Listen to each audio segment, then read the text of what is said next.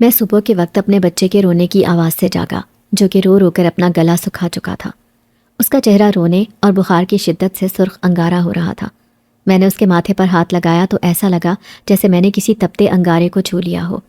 ایک دم سے میرا کلیجہ مانو منہ کو آ گیا۔ میں نے جلدی سے اس کو گود میں لیا اور اس کو چپ کروانے کے لیے پیار سے کہا، بس کر جا میرے لال، بس، اور مت رو، ورنہ تیری طبیعت مزید بگڑ جائے گی۔ مگر وہ کمسن بچہ تو محض 1 سال کا بھی نہیں ہوا تھا۔ وہ بھلا میری بات کو کیسے سمجھتا؟ وہ تو خود اس وقت بخار سے بے حال ہو رہا تھا۔ میں پھرتی سے اٹھا اور اپنے بچے کو لے کر گھر سے باہر بھاگا۔ جلدی سے ساتھ پڑوس والی رشیدہ خالہ کا دروازہ کھٹکھٹایا تو ان کی بہو نے دروازہ کھول کر پوچھا، جی ندیم بھائی، کیا کام ہے اتنی صبح صبح؟ میں نے اس سے کہا کہ اس کو رشیدہ خالہ کو دے دو، یہ ان کے پاس ہی کچھ دیر آرام سے رہے گا۔ اس کو سخت بخار بھی ہو رہا ہے۔ مجھے کام پر جانے کی جلدی نہ ہوتی تو خود ہی اس کو سنبھال لیتا۔ مگر رشیدہ خالہ کی بہو نے ہنکارا بھر کر کہا، ندیم بھائی، اماں کی حالت کا تو آپ کو پتہ ہی ہے، ہر وقت طبیعت خراب رہتی ہے ان کی، ان کو بھی رات سے الٹیاں لگی ہوئی ہیں۔ اب وہ ایسی خراب حالت میں آپ کے بچے کو کیا ہی سنبھالیں گی؟ اس لیے برائے مہربانی آج اپنے بچے کا خود ہی کوئی بندوبست کریں۔ میں تو کہتی ہوں کہ اب آپ کو دوسری شادی کر لینی چاہیے۔ آخر کب تک آپ دوسروں کے سہارے اپنے بچے کو ڈالتے رہیں گے؟ ہمارے بھی 100 کام ہوتے ہیں، اب پورا دن پرائی اولاد کو تو نہیں دیکھ سکتے۔ گھر میں میرے بھی 2 بچے ہیں، میں اپنا گھر بار دیکھوں یا آپ کے بچے کو چپ کراتی رہوں؟ اماں تو بستر سے لگی ہوئی ہیں۔ رشیدہ خالہ کی بہو کی ایسی باتیں سن کر تو میں سکتے میں چلا گیا تھا۔ آج تک کبھی انہوں نے مجھے ایسی باتیں نہیں سنائی تھیں، مگر ان کی بہو نے ان کی غیر موجودگی میں اپنی ساری دل کی بھڑاس نکال دی تھی اور پھر ٹھک سے دروازہ میرے منہ پر بند کر ڈالا تھا۔ میں پھر مجبوراً اپنے بچے کو ساتھ ہی کھیتوں میں لے آیا تھا۔ وہ ویسے ہی روتا جا رہا تھا۔ میری مجبوری یہ تھی کہ میرا کام مسلسل مزدوری والا تھا، ایک جگہ ٹک کر میں نہیں بیٹھ سکتا تھا۔ کھیتوں میں ہل چلانے کے بعد جانوروں کا چارہ ڈالنا اور پھر فصل کاٹنا، یہ سب کام میرے کرنے کے تھے۔ یہاں کھیتوں کا مالک بہت ہی سخت مزاج اور غصے والا انسان تھا، اس لیے میں کوئی رسک نہیں لے سکتا تھا۔ میں احمد کو ایک گھنے درختوں کی چھاؤں میں ایک چھوٹی سی چٹائی پر لٹا کر کام میں لگ گیا تھا۔ کافی دیر بعد جب کام سے فارغ ہوا تو مجھے اس درخت کی طرف سے کوئی آواز نہ آئی۔ میں کام کے دوران دوسری طرف آیا تھا، مگر جب احمد کے رونے کی آواز آنا بند ہوئی تو مجھے حیرت ہوئی۔ میں نے خود سے کہا کہ یہ احمد کیسے چپ ہو گیا؟ کہیں اس کے ساتھ کوئی حادثہ تو نہیں ہو گیا؟ میرے ذہن میں تھوڑی ہی دیر میں برے برے خیالات آنے لگے تھے۔ کھیتوں میں تو سانپ اور خطرناک کیڑے مکوڑے بھی ہوتے ہیں۔ میں پوری رفتار سے بھاگتا ہوا جب اس درخت کے نزدیک پہنچا تو سامنے کا منظر دیکھ کر میرے پیروں کے نیچے سے زمین نکل گئی، کیونکہ احمد کو کسی عورت نے اپنی گود میں اٹھایا ہوا تھا اور وہ عورت اس کے سر پر ہاتھ پھیر رہی تھی۔ مگر یہاں سب سے حیران کن چیز مجھے یہ لگی کہ میرا بچہ اس انجان عورت کی گود میں بہت ہی سکون سے لیٹا ہوا تھا۔ اس کو تو چپ کرانے میں رشیدہ خالہ کو اتنا وقت لگ جاتا تھا جن کے ساتھ یہ پیدائش کے وقت سے عادی تھا۔ اب اس انجان عورت کے پاس آ کر وہ ایک دم سے کیسے چپ ہو گیا تھا، جبکہ میں نے تو پہلے کبھی اس کو دیکھا تک نہ تھا۔ میں ابھی اس کے قریب جا کر اس عورت سے پوچھتا کہ آپ کون ہیں، مگر اس سے پہلے ہی وہ عورت سکون سے سوئے احمد کو چٹائی پر آرام سے لٹا کر وہاں سے چلی گئی۔ مجھے سخت حیرت ہوئی کہ وہ کون تھی، کہاں سے آئی تھی۔ میں نے اس کے بعد سر جھٹک کر احمد کو جب اٹھایا تو وہ بالکل ٹھیک تھا۔ اس کا بخار پراسرار طور پر غائب ہو چکا تھا۔ یہ بات میرے لیے بہت غیر معمولی تھی، کیونکہ آج تک میں اس کو کتنی ہی ڈاکٹر کی دوائیں پلا چکا تھا، مگر وہ کبھی اس طرح ایک دم سے ٹھیک نہیں ہوا تھا۔ اور آج اس عورت کی گود میں آتے ہی وہ ایک دم صحت مند لگ رہا تھا۔ کچھ تو تھا جو عجیب تھا، نہ جانے اب میری زندگی میں کون سا نیا موڑ آنے والا تھا۔ میرا نام ندیم ہے۔ میں نے جوانی میں ہی گاؤں کی ایک لڑکی سے پسند کی شادی کر لی تھی۔ میرے اماں ابا تو اس رشتے پر بالکل بھی راضی نہیں تھے۔ انہوں نے مجھے دھمکی بھی دی تھی کہ اگر تو نے ایسا کیا تو ہم سے برا کوئی نہ ہوگا، مگر میرے اوپر اس وقت محبت کا بھوت سوار تھا۔ مجھے اپنی بیوی سائمہ کے آگے کچھ دکھائی نہیں دیتا تھا۔ میں نے سوچ لیا تھا کہ میں شادی کروں گا تو اسی سے کروں گا۔ میرے گھر والے میری شادی کسی امیر لڑکی سے کروانا چاہتے تھے تاکہ ان کے حالات بھی کچھ بہتر ہو سکیں، لیکن میرے انکار نے ان کو مجھ سے بدظن کر ڈالا تھا۔ میری اماں کے مسلسل انکار پر میں نے آخر کار سائمہ کو گھر سے بھگا کر نکاح کر لیا تھا۔ میں سمجھ رہا تھا کہ ایک مرتبہ شادی ہو گئی تو اماں خود ہی مجھے اور میری بیوی کو قبول کر لیں گی، مگر میرے گھر والے تو میرے خلاف ہو گئے تھے۔ انہوں نے مجھ سے سارے رشتے ناطے توڑ ڈالے تھے اور مجھے اور سائمہ کو گھر سے نکال باہر کر دیا تھا۔ میں سائمہ کو لے کر قریبی گاؤں آ گیا تھا اور وہاں پر کرائے کا ایک سستا سا گھر لے لیا تھا۔ خود میں نے کھیتوں میں کام کرنا شروع کر دیا تھا تاکہ گھر کا خرچہ نکل سکے۔ سائمہ بھی آس پڑوس کے لوگوں کے کپڑے سیتی تاکہ میرے ساتھ خرچوں میں ہاتھ بٹا سکے۔ مگر پھر جب کچھ عرصے بعد اس کے امید سے ہونے کی خبر آئی تو وہ اکثر بیمار رہنے لگی تھی۔ میرے پاس اتنا پیسہ نہیں تھا کہ میں اس کو ڈاکٹر کو دکھا سکوں۔ میری ساری کمائی گھر کے کرائے اور ایک وقت کی روٹی کے خرچے میں لگ جاتی تھی۔ میں اپنی محبوب بیوی کی دن بدن بگڑتی طبیعت کی وجہ سے کافی پریشان رہنے لگا تھا، کیونکہ میں نے بہت ساری عورتوں کو دیکھا تھا جن کے بچے ہوئے ہوں، ان میں سے کسی کی ایسی حالت نہیں ہوتی تھی۔ سائمہ اکثر رات میں درد کے مارے چلاتی اور تڑپتی رہتی۔ میں نے گاؤں کی دائی کو بھی دکھا دیا تھا، مگر اس کا کہنا تھا کہ جسمانی صحت کے لحاظ سے ماں اور بچہ ٹھیک ہیں۔ مجھے کچھ سمجھ نہیں آتی تھی کہ آخر اس کو ہوا کیا تھا، ایسی کیا وجہ تھی جو سائمہ کی حالت اس قدر خراب ہو گئی تھی۔ اس کی آنکھوں کے گیٹ سیاہ ہلکے پڑ گئے تھے اور رنگ خوراک کی کمی کی وجہ سے پیلا زرد پڑ چکا تھا۔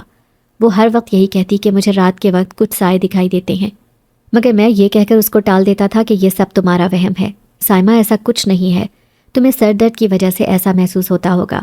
مگر وہ ہر بار یہی بولتی کہ ندیم میرا یقین کرو، اس گھر میں جب سے میں آئی ہوں مجھے کچھ عجیب سے کالے سائے دکھائی دیتے ہیں، وہ مجھے ڈرانے کی کوشش کرتے ہیں، تم میرا یقین کرو، میں جھوٹ نہیں بول رہی۔ سائمہ ہر بار یہی کہتی، مگر مجھے ان سب باتوں پر یقین نہیں ہوتا تھا، مجھے یہ اس کا وہم لگتا تھا۔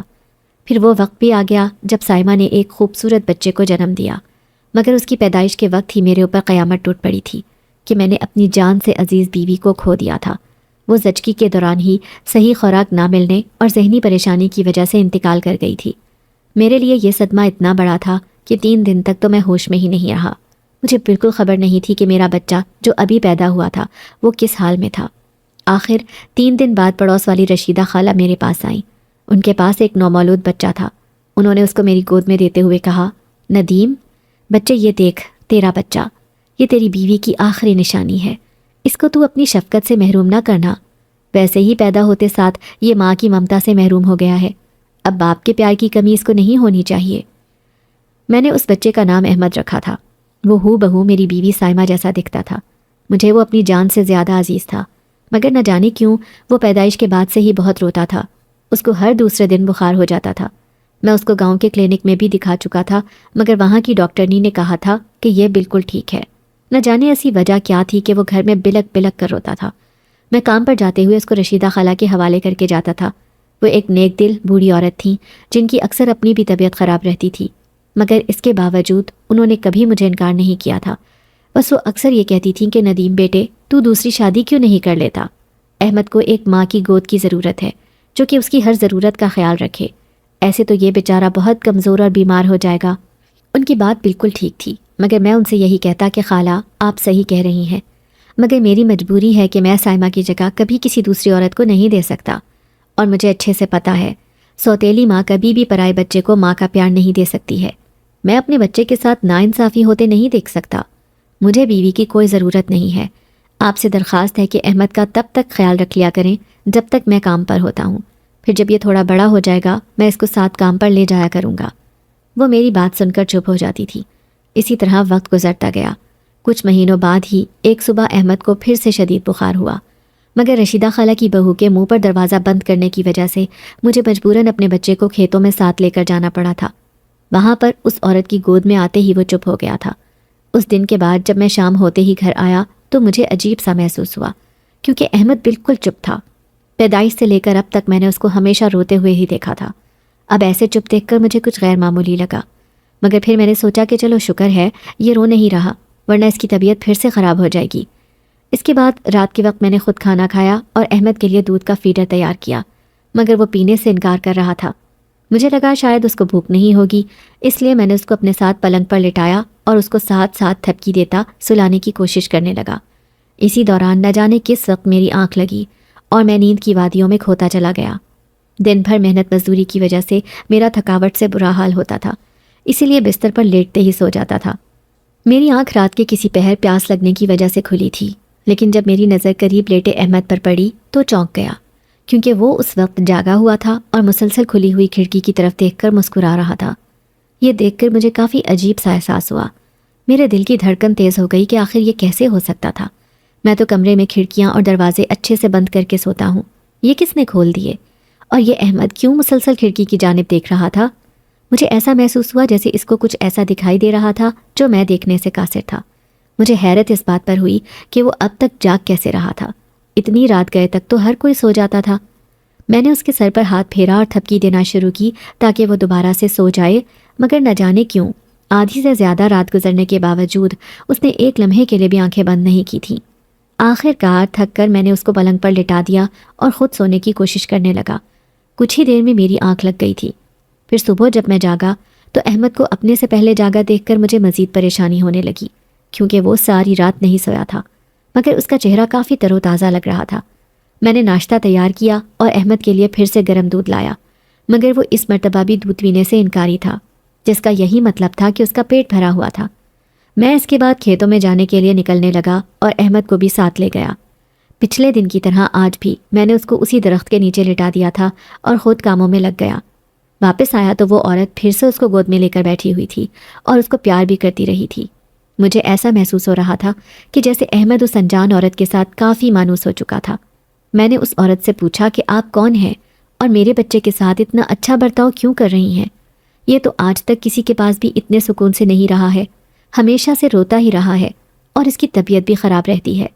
آخر آپ نے اس پر ایسا کون سا منتر پھونکا ہے کہ یہ ایک دم سے ٹھیک ہو گیا؟ اس عورت نے میری بات سن کر کوئی جواب نہ دیا، بس خاموشی سے وہاں سے چلی گئی۔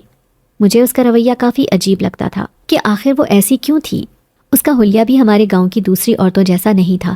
اس نے ایک سرخ رنگ کا لباس پہن رکھا ہوتا تھا اور آنکھوں میں بھر بھر کر سرما لگایا ہوا تھا۔ اس کے کالے لمبے بال کمر سے نیچے تک آتے تھے۔ میں نے آج سے پہلے اپنی زندگی میں اتنی حسین عورت کبھی نہیں دیکھی تھی۔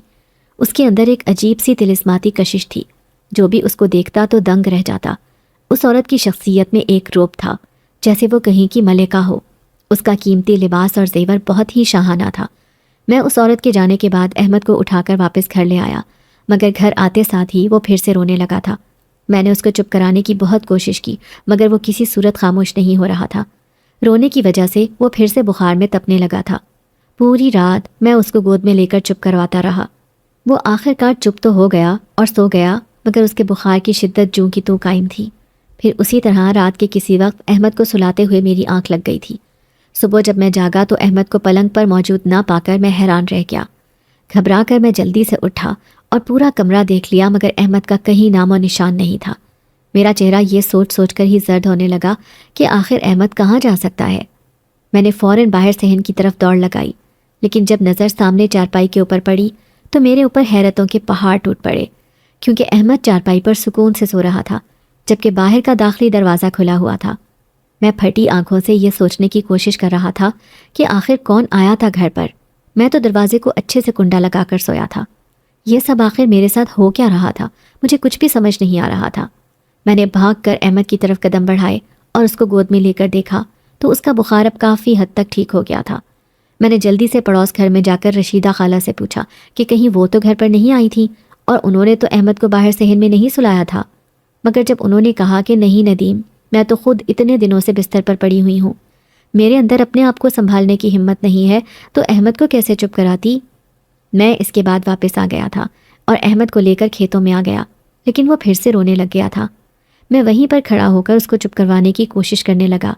کچھ فاصلے پر کھیتوں کا مالک کھڑا مجھے سخت نظروں سے گھور رہا تھا، مگر میرے ہاتھ پاؤں پھولے ہوئے تھے کہ آخر کیسے کام پر جاؤں۔ ایک طرف اپنے بچے کی بلکتی حالت تھی تو دوسری طرف میری نوکری۔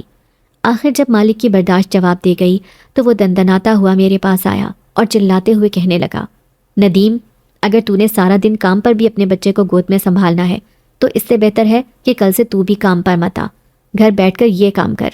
میرے پاس مزدوروں کی کوئی کمی نہیں ہے جو میں تیرے جیسے ہڈ حرام پر پیسے ضائع کرتا پھروں۔ میں مالک کے منہ سے یہ سن کر گھبرا گیا تھا۔ میں نے ان کے آگے ہاتھ جوڑے کہ خدارا میرے اوپر ترس کھائیں، میں بس کام شروع کرتا ہوں، آپ کو اللہ کا واسطہ ہے ایسا مت کرے۔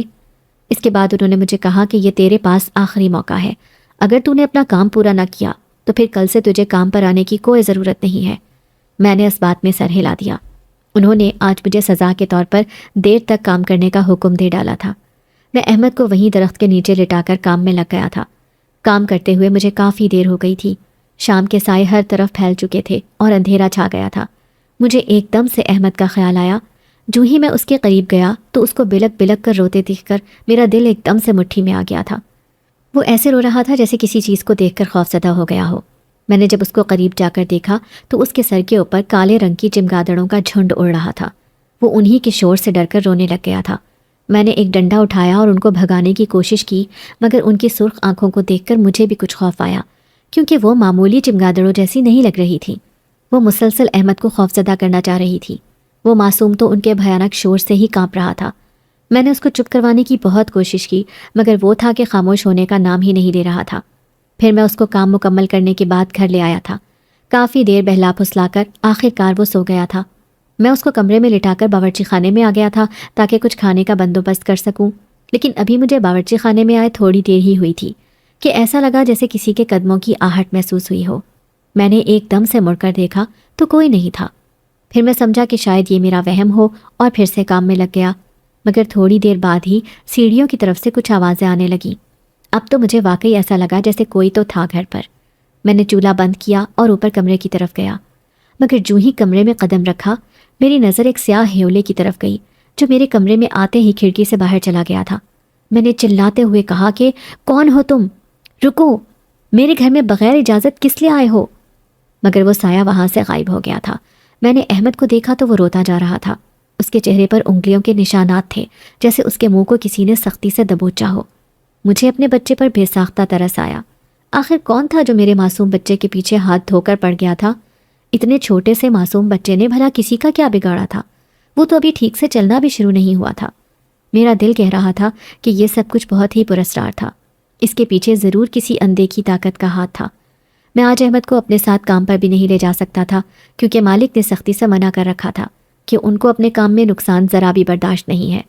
میں سوچ سوچ کر پریشان ہو رہا تھا کہ اب کیا کروں، کس کے پاس احمد کو چھوڑوں؟ کوئی حل میرے دماغ میں نہیں آ رہا تھا۔ رشیدہ خالہ تو خود بیمار پڑی ہوئی تھی۔ میرے ذہن میں اسی انجان عورت کا خیال آیا۔ اس کے پاس جاتے ہی احمد پرسکون ہو جاتا تھا۔ وہ بہت کم وقت میں اس کے ساتھ مانوس ہو گیا تھا، مگر نہ جانے اتنے دنوں سے وہ کہاں تھی۔ میں نے اس کو پچھلے 2 دنوں سے نہیں دیکھا تھا، نہ ہی وہ کھیتوں میں آئی تھی۔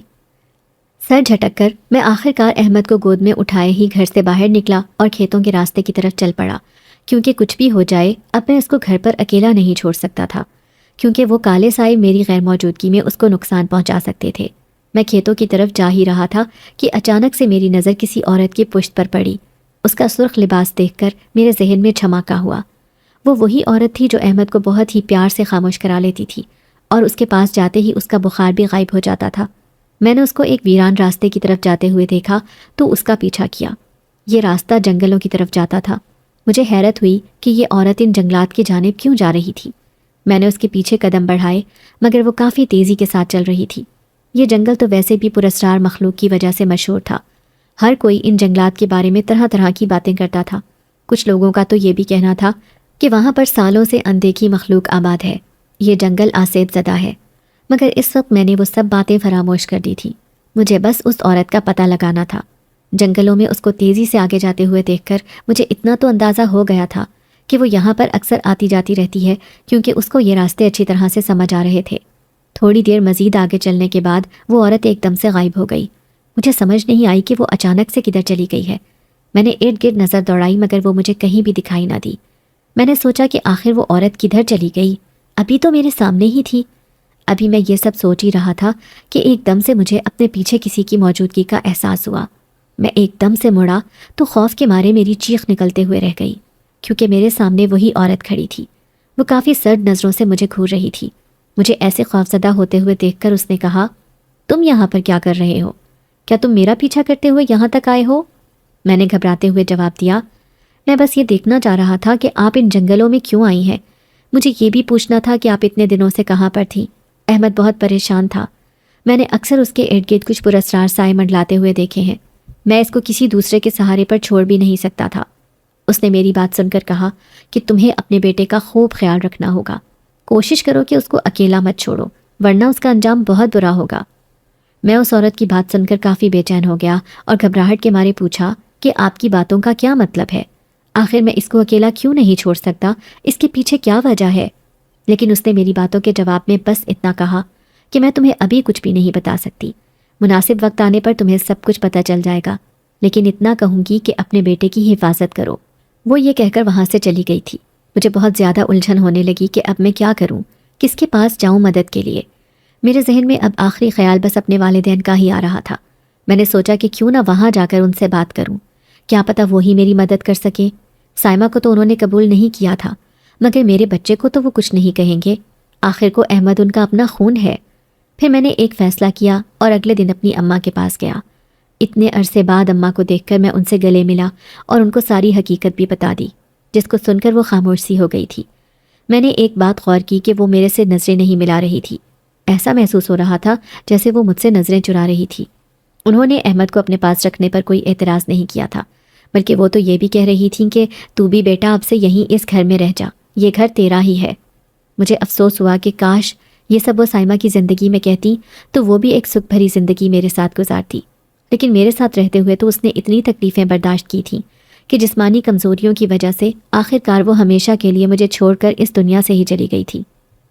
اس کے بعد میں احمد کو اماں کے پاس چھوڑ کر کام پر جاتا تھا، مگر واپسی پر اماں یہی کہتی کہ بیٹا اس کو کسی اچھے سے ڈاکٹر کو دکھا دے، یہ بہت بیمار رہتا ہے اور ہر وقت روتا رہتا ہے۔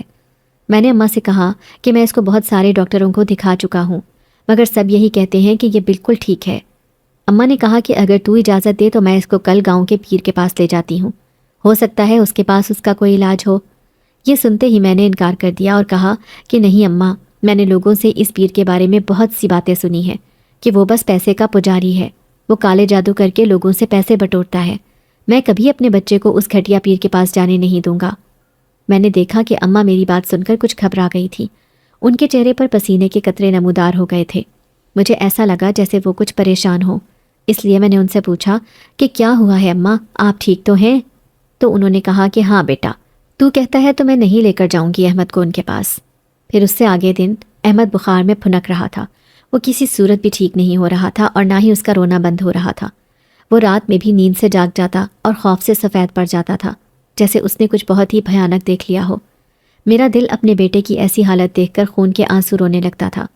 میں مالک سے ایک دن کی چھٹی لے کر احمد کو اسی جنگل کی طرف لے گیا تھا تاکہ کسی طرح اس عورت کو تلاش کر سکوں۔ کافی آگے جا کر مجھے جنگل کے بیچ میں وہ عورت ایک درخت کے پاس بیٹھی دکھائی دی، اس کا رخ دوسری طرف تھا۔ میں نے اس کو کہا کہ کیا آپ احمد کو کچھ دیر کے لیے سنبھال سکتی ہیں؟ یہ کل رات سے بیمار ہے، مجھے ڈر ہے کہ میں اپنے جگر کے ٹکڑے کو کہیں کھو نہ دوں۔ وہ عورت میری آواز سن کر فوراً سے مڑی اور میرے ہاتھ سے احمد کو لے لیا۔ اس کے لیتے ہی حیرت انگیز طور پر احمد خاموش ہو گیا تھا۔ کچھ ہی دیر میں وہ مسکرانے لگا تھا۔ میں نے حیران ہوتے ہوئے پوچھا کہ آخر آپ کے پاس ایسی کون سی طاقت ہے جو یہ چپ ہو جاتا ہے؟ اس عورت نے کہا کہ میں نے تمہیں کہا تھا کہ اپنے بچے کا خوب خیال رکھنا، مگر تم نے پھر سے اس کو اکیلا چھوڑ دیا تھا۔ میں نے اس عورت سے پوچھا کہ آخر آپ مجھے بتا کیوں نہیں دیتی کہ اس کے ساتھ کیا مسئلہ ہے، احمد کیوں ہر وقت بیمار رہتا ہے؟ تو وہ کہنے لگی کہ میں تمہیں بتا تو دوں گی، مگر تمہیں کافی حوصلے سے کام لینا ہوگا۔ بے بسی کے مارے میری آنکھوں میں آنسو آ گئے تھے۔ میں نے کہا کہ مجھے اب جاننا ہے کہ آخر میرے بچے کی ایسی حالت کیوں ہوتی ہے۔ تو وہ کہنے لگی کہ احمد کے اوپر ایک 100 سال پرانی آتما کا سایہ ہے، وہ اس کو اکیلے دیکھ کر اس کے سامنے آتی ہے اور اس کو ڈراتی ہے، جس کی وجہ سے یہ معصوم بچہ ڈر جاتا ہے اور اسی خوف کے باعث اس کو بخار ہو جاتا ہے۔ اس عورت کے منہ سے یہ سب سن کر میرا چہرہ لٹھے کی مانند سفید پڑ گیا تھا۔ میں نے اس سے پوچھا کہ آپ یہ کیسے کہہ سکتی ہیں، میں نے تو آج تک کسی کو نہیں دیکھا۔ تو وہ کہنے لگی کہ یہ آتما بہت طاقتور ہے جو کہ صرف احمد کو دکھائی دیتی ہے۔ اس عورت کی بات سن کر میرے ذہن میں وہ سیاہ سایہ لہرایا اور وہ چمگادڑوں کا جھنڈ جو کہ اس رات کھیتوں میں احمد کے اوپر ہی منڈلا رہی تھی۔ اس کے بعد احمد کے منہ پر جو انگلیوں کے نشانات تھے، ایک ایک کر کے وہ سب واقعات میری نظروں کے سامنے گھومنے لگے تھے۔ اس کا مطلب یہ عورت جو کچھ بھی کہہ رہی تھی ایک دم سچ تھا۔ میں نے اس عورت سے پوچھا کہ اب مجھے کیا کرنا ہوگا کہ وہ آتما میرے بچے کی جان چھوڑ دے؟ تو وہ کہنے لگی کہ وہ آتما کافی طاقتور ہے، اتنی آسانی سے اس کا پیچھا نہیں چھوڑنے والی، مگر میں تمہیں ایک تعویذ دے رہی ہوں، اس کو احمد کے ہاتھ پر باندھ دو، اس سے یہ وقتی طور پر اس آتما سے محفوظ رہے گا۔ اس عورت سے وہ تعویذ لے کر میں نے اپنے بچے کے بازو پر باندھ دیا تھا۔ میں نے اس سے پوچھا کہ آخر یہ آتما میرے بچے کے پیچھے کیسے پڑی ہے؟ یہ تو جب سے پیدا ہوا تب سے ہی ایسا ہے، ہر وقت بیمار رہتا ہے۔ تو وہ کہنے لگی کہ اس کے پیچھے ایک بہت بڑا راز ہے، لیکن میں تمہیں ابھی وہ نہیں بتا سکتی، ورنہ تم وہ صدمہ برداشت نہیں کر سکو گے۔ میں نے اس سے کہا کہ خدا را آپ مجھ سے کچھ نہ چھپائیں۔ تو اس نے کہا کہ تمہاری بیوی پر کسی نے کالا جادو کروایا تھا، اور جب وہ امید سے ہوئی تو اس کے ساتھ ساتھ اس جادو کا اثر تمہارے بچے پر بھی ہو گیا تھا، اسی وجہ سے تمہاری بیوی کی موت ہوئی تھی، کیونکہ وہ کالے سائے ہر وقت تمہاری بیوی کو بھی ڈراتے رہتے تھے۔ اس عورت کی بات سن کر مجھے سائمہ کی باتیں یاد آنے لگیں، جب وہ مجھ سے کہا کرتی تھی کہ ندیم، مجھے اپنے ارد گرد کالے سائے نظر آتے ہیں، مگر میں یہ کہہ کر اس کی بات جھٹلا دیا کرتا تھا کہ وہ شاید بیماری کی وجہ سے ایسی بہکی بہکی باتیں کرتی ہے۔ میری آنکھوں میں سائمہ کی تکلیف کا سوچ کر آنسو آ گئے تھے۔ میں وہیں پر پھوٹ پھوٹ کر رونے لگ گیا تھا۔ اس عورت نے مجھے کہا کہ گھبراؤ مت، اس سب کا ایک حل ہے، اگر تم میرا ساتھ دو تو ہم اس آتما کا کام تمام کر سکتے ہیں، اس طرح تمہارے بچے کی جان بھی بچ جائے گی۔ میں نے اس سے کہا کہ تم جو کہو گی میں کرنے کو تیار ہوں۔ اس کے بعد اس نے کہا کہ ہمیں اس آتما کے ٹھکانے پر جا کر اس کی طاقت کو ختم کرنا ہوگا۔ اس نے میرا ایک خاص پتھر چرایا ہوا ہے اور اسی کی پراسرار طاقتوں کی وجہ سے وہ اتنی شفاق بن چکی ہے۔ میں نے گھبراتے ہوئے اس سے کہا کہ آپ کون ہیں آخر، اور یہ کس پتھر کا ذکر کر رہی ہیں؟ تو وہ کہنے لگی کہ یہ سب میں تمہیں بتا دوں گی، ابھی سب سے پہلے ہمیں اس آتما کا کام تمام کرنا ہے۔ جب تک وہ ارد گرد منڈلاتی رہے گی تم کبھی بھی اپنے بچے کو ٹھیک نہیں دیکھ سکو گے۔ میں نے اس کی بات سن کر اس بات میں سر ہلایا کہ ٹھیک ہے، آپ جیسا کہیں گی میں ویسا کروں گا۔ اس کے بعد اس عورت نے کہا کہ 2 دن بعد اماوس کی رات ہے، ہمیں اس سے پہلے ہی اس کا کام تمام کرنا ہوگا، ورنہ وہ تمہارے بچے کو بڑا نقصان پہنچا دے گی۔ کل رات تم شام ہونے سے پہلے یہاں احمد کو لے کر آ جانا، ابھی تم گھر چلے جاؤ۔ شام کے وقت تم دونوں کا گھر سے باہر اکیلے رہنا خطرے سے خالی نہیں ہے، اس آتما کے چیلے تم پر نظر رکھے ہوئے ہیں۔ میں اس کی بات سن کر جلدی سے گھر کی طرف چل پڑا، مگر سارا راستہ مجھے ایسا محسوس ہو رہا تھا جیسے کوئی اندیکھا سایہ میرے پیچھے تھا۔ میں کتنی بار مڑ کر دیکھ چکا تھا مگر کوئی بھی دکھائی نہیں دے رہا تھا۔ میرا پورا جسم پسینے سے شرابور ہو چکا تھا۔ میں مسلسل آیت الکرسی پڑھ کر چلتا جا رہا تھا، جس کی وجہ سے وہ پراسرار آہٹ محسوس ہونا بند ہو گئی تھی۔ کچھ دیر بعد جب گھر آیا تو میں احمد کو اپنے ساتھ لے کر کمرے میں جانے لگا تھا کہ اماں کی آواز آئی۔ وہ کمرے میں آپا کے ساتھ بات کر رہی تھی۔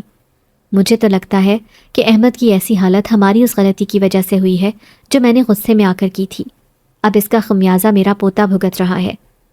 اماں کی آواز میں مجھے شرمندگی کا تاثر محسوس ہوا تھا۔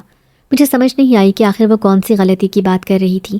وہ تو جب سے پیدا ہوا تھا تو اماں نے اس کو دیکھا تک نہ تھا، پھر اماں اس کی ایسی حالت کی ذمہ دار کیسے ہو سکتی تھی؟ میرے ذہن میں بے تحاشا سوالات گردش کرنے لگے۔ اچانک سے اماں کی نظر میرے اوپر پڑی تو وہ گھبرا کر میرے پاس آئی اور بولی، ارے ندیم بیٹا، تو کس وقت آیا؟ مجھے ایسا لگا جیسے ان کو کسی بات کا ڈر ہو کہ ان کی کوئی چوری نہ پکڑی گئی ہو۔ میں نے بس بہانہ بنایا کہ ابھی ابھی آیا ہوں اور بس سونے جا رہا ہوں۔ اماں نے مجھے بہت کہا کہ تو تھکا ہوا ہے، احمد کو میرے پاس چھوڑ دے، مگر جب سے اس عورت کے منہ سے وہ انکشاف سنے تھے مجھے احمد کو کسی کے پاس چھوڑنے پر بھی خوف آ رہا تھا۔ اوپر سے اب اماں کی باتوں نے میرے ذہن کو مزید الجھن میں ڈال دیا تھا۔ میں احمد کو بستر پر لٹا کر سونے کی کوشش کرنے لگا تھا۔ کچھ ہی دیر میں میری آنکھ لگ گئی۔ اگلے دن میں کھیتوں میں جلدی ہی اپنا کام ختم کر کے جنگلوں کی طرف آ گیا تھا، جہاں پر وہ عورت میرا انتظار کر رہی تھی۔ مجھے دیکھتے ہی وہ کہنے لگی کہ احمد کو ہم میری جھونپڑی میں چھوڑ کر جائیں گے۔ میں نے اس سے کہا کہ ایسا کیسے ہو سکتا ہے؟ میں اپنے بچے کو اتنے سنسان جنگلوں میں اکیلا چھوڑ کر کیسے چلا جاؤں؟ اگر اس کو کسی جنگلی جانور نے نقصان پہنچا دیا تو میں کیسے اس کو بچا سکوں گا؟ تو وہ کہنے لگی کہ میں نے اپنی جھونپڑی کے گرد ایک حفاظتی حصار بنا دیا ہے، جس کی وجہ سے کوئی بھی جانور یا کالا سایہ اس جھونپڑی کے قریب بھی نہیں بھٹک سکتا۔ میں نے اس عورت کی آنکھوں کی طرف دیکھا تو وہ سرخ انگارہ ہو رہی تھی۔ نہ جانے ان میں ایسی کون سی کشش تھی کہ میں نے اس کی بات پر اعتبار کر لیا تھا اور اپنے معصوم بچے کو اپنے اللہ کے حوالے کر کے اس عورت کے ساتھ چلنے پر راضی ہو گیا۔ وہ عورت مجھے جنگل کے مختلف راستوں سے گزارتی ہوئی ایک ویران جگہ پر لے آئی تھی۔ اس سب کے دوران ہمیں 2 گھنٹے لگ گئے تھے، کیونکہ یہ جگہ انسانی آبادی سے بہت ہی دور تھی۔ میں نے اس سے پوچھا کہ یہاں پر تو کوئی بھی گھر نہیں ہے، تو وہ کہنے لگی کہ وہ آتما اسی کھنڈر نما جگہ پر رہتی ہے، یہاں پر کوئی انسان آنے کا سوچ بھی نہیں سکتا۔ پھر اس نے مجھے جھاڑیوں کے پیچھے چھپایا اور اشارے سے بتایا کہ وہ دور جو مکان ہے وہ اسی آتما کا ہے، ہمیں وہاں پر جانا ہوگا، مگر یہ کام بہت ہی خطرناک ہے۔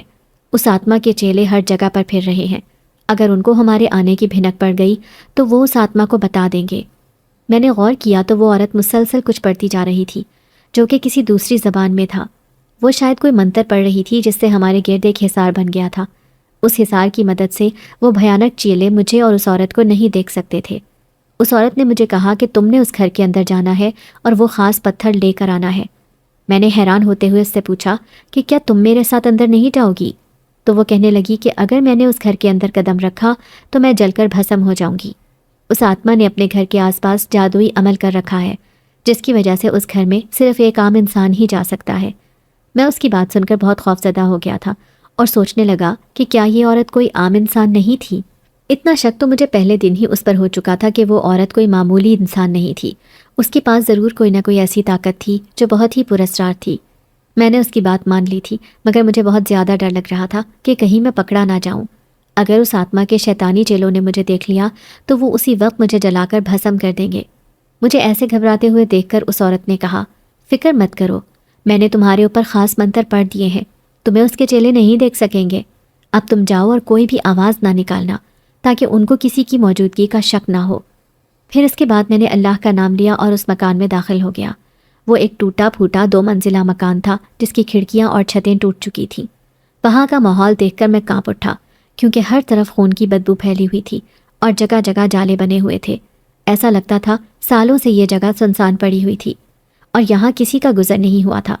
میں نے آہستہ سے دروازہ کھول کر اندر قدم رکھا تو ہر طرف پرانے ڈھانچے پڑے ہوئے تھے اور جلی ہوئی لکڑیوں کی راکھ جگہ جگہ بکھری ہوئی تھی۔ یہ دیکھ کر میرا دل خوف کے مارے تیزی سے دھڑکنے لگا تھا۔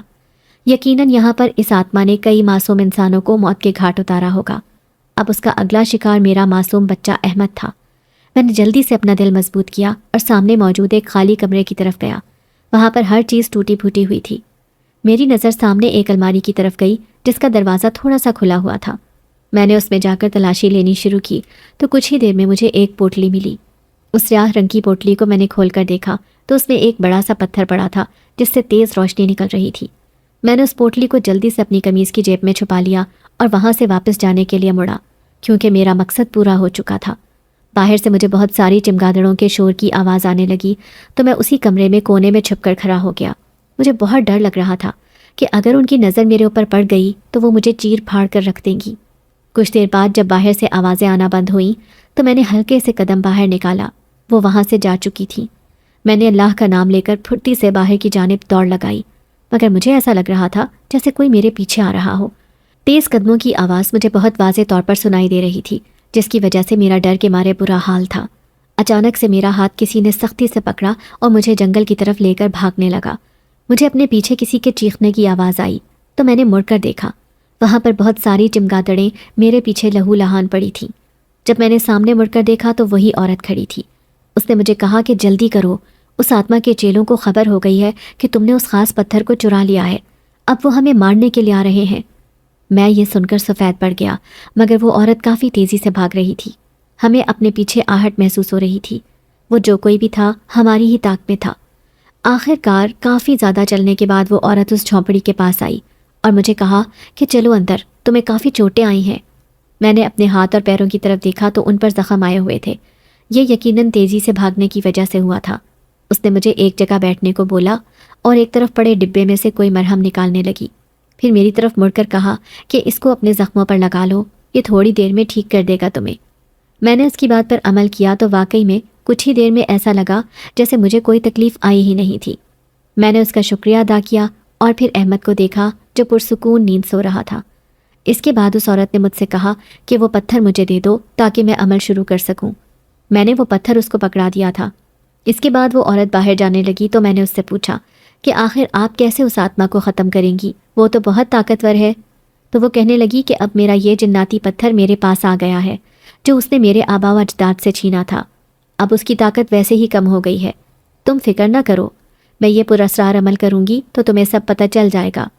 اس عورت کے منہ سے جنات کا ذکر سن کر میرے پیروں کے نیچے سے مانو زمین کھسک گئی ہو۔ اس کا مطلب کہ یہ عورت انسان نہیں تھی، کوئی پراسرار طاقتیں رکھنے والی مخلوق تھی۔ مجھے ایسے ڈرتے ہوئے دیکھ کر وہ عورت کہنے لگی، گھبراؤ مت، میں بھلے ایک ملکہ جنات ہوں مگر مجھ سے تمہیں یا تمہارے بچے کو کبھی کوئی نقصان نہیں پہنچ سکتا، مجھے بچے بہت پسند ہیں۔ اس کے بعد میں خاموشی سے وہاں پر بیٹھ گیا تھا اور وہ عورت جنگل میں آگ لگا کر کوئی عمل کرنے لگ گئی تھی۔ وہ عمل کرتے ہوئے اس کو پوری رات لگ گئی۔ آخر کار اس نے صبح کے وقت اس آگ میں کچھ پڑ کر پھونکا تو فضا میں زوردار چیخ گونجی، جس کے بعد اس عورت نے آنکھیں کھولی اور کہا کہ وہ آتما جل کر راکھ ہو چکی ہے، اب کوئی خطرہ نہیں ہے، تمہارا بیٹا اب اس آتما کے سائے سے نکل چکا ہے۔ میں نے اس ملکہ جنات کا بہت شکریہ ادا کیا اور اس سے پوچھا کہ کیا آپ کو معلوم ہے کہ اس سب کے پیچھے کس کا ہاتھ تھا؟ آخر کس نے میری بیوی پر کالا جادو کیا تھا؟ تو اس نے کہا کہ یہ سب تمہاری ماں نے اس گھٹیا پیر کی مدد سے کیا تھا تاکہ تمہاری بیوی تمہاری جان چھوڑ دے، مگر جب ان کا مقصد کامیاب نہ ہوا تو وہ دونوں مایوس ہو گئی تھی۔ میرے کان یہ سن کر سائیں سائیں کرنے لگے۔ اس کے بعد ملکہ جنات نے مجھے ڈھیر ساری دولت دی اور کہا کہ یہ لو، یہ تمہارے کام آئے گی، یہ میری طرف سے انعام ہے۔ پھر وہ اپنی دنیا میں چلی گئی۔ میں اس کے بعد وہاں سے اپنی اماں کے پاس آیا اور ان سے سوال جواب کیے تو وہ ہاتھ جوڑ کر معافی مانگنے لگی تھی۔ میں نے آخرکار ان کو معاف کر دیا تھا